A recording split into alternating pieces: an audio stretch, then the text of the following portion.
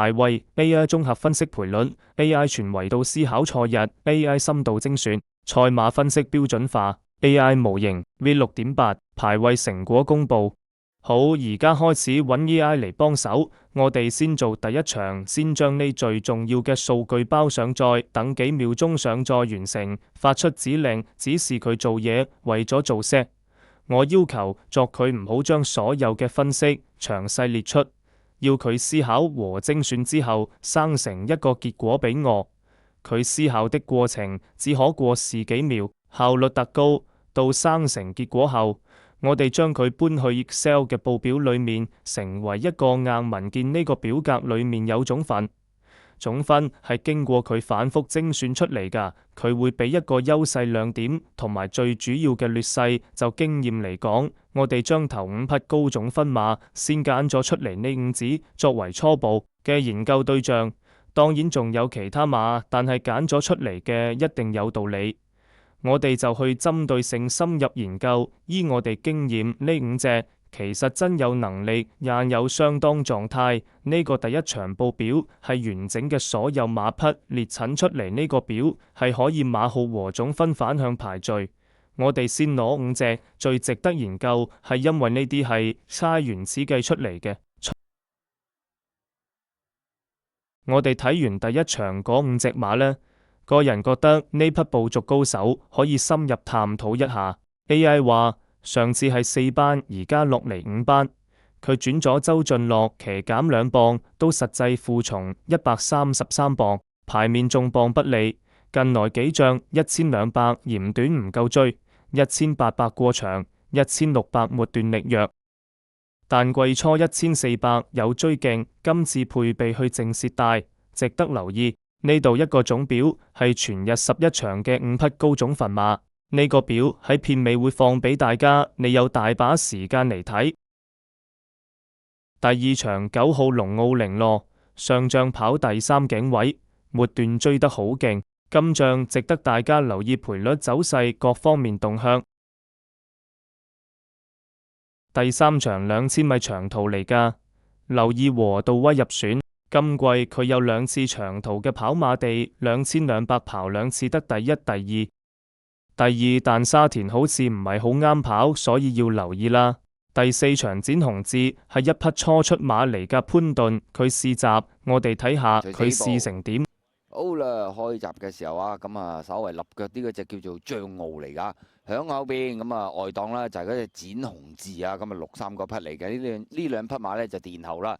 好啦，咁啊跑咗一段嘅路程啦，品德寶寶就快嘅，擺咗喺前面添，後邊嗰啲都擠埋一堆噶啦。紅衫中間高士威勁，響外邊啊連連風雨埋邊呢，淺藍衫仲有疾風才子外邊。展鴻志而家都仲係包緊尾，而且落後好多個馬位啦。後邊嗰2匹馬奇異果啦，展鴻志啊暫時殿後啊。好啦，過埋呢個600啦，前面放嘅馬呢都仲係品德寶寶嚟嘅。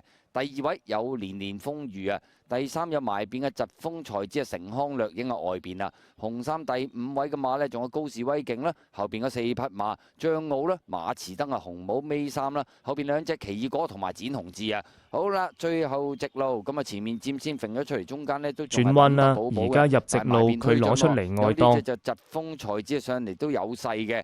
後邊第3位又埋邊嗰隻象傲啦，出邊追少少嘅馬呢，仲有成康掠影大外檔啊，擋俾幾下落去就追上第3個終點。疾風才子咁啊，中間有品德寶寶啦，包尾追上嚟啊，出邊展鴻志，中間黑衫黑帽呢，成康掠影啊，紅帽又有餘勁個餘勢好好。入邊有象傲啦，再入邊奇異果、高士威勁啊，紅衫啦，殿後嗰匹係連連風雨啊。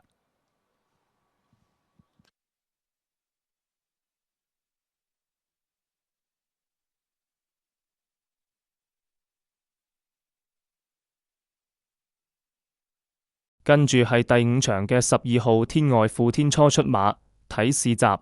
中鬆咗韁繩執翻先，就係嗰隻升龍戰區啊，咁啊稍為慢啲呢，就係進入嗰隻財進快區啦。咁啊睇翻前邊啦，咁啊中檔佔先啲就最高分啦，紫衫呢就星際快車啦，喺佢外側呢，馬會賽佢出閘唔錯，好早已經擺咗前面，跟住咬住前面嗰2隻高分馬。咁啊跟翻住個大隊先啦，綠衫嘅升龍戰區喺佢內側呢，紅衫紅衫黃袖呢就無敵好馬。咁後邊3隻啦，咁最出靠住外欄呢，就紅白袖嗰隻叫一騎絕塵，咁尾二位置高刺勇士，咁中間呢，全紅衫走咗上嚟，財進快驅過咗佢啦。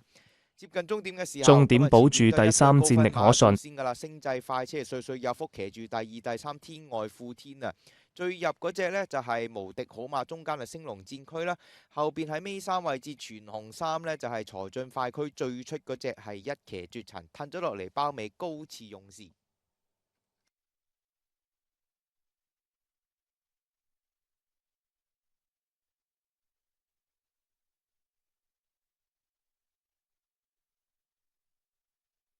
跟住第6場4號男神，有啲配備嘅變化，大家都要睇下。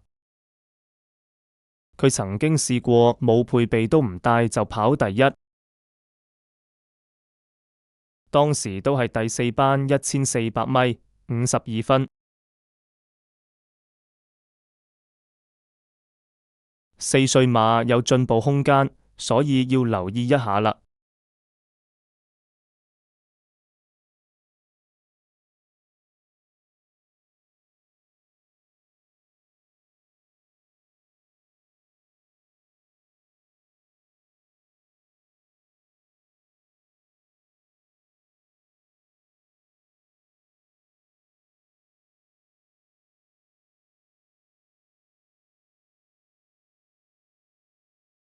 第7至第11場明天晚上發佈，保證有驚喜。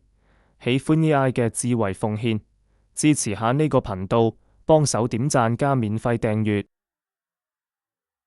如欲免費收取 AI 報告，請電郵聯絡幫手點讚加免費訂閱。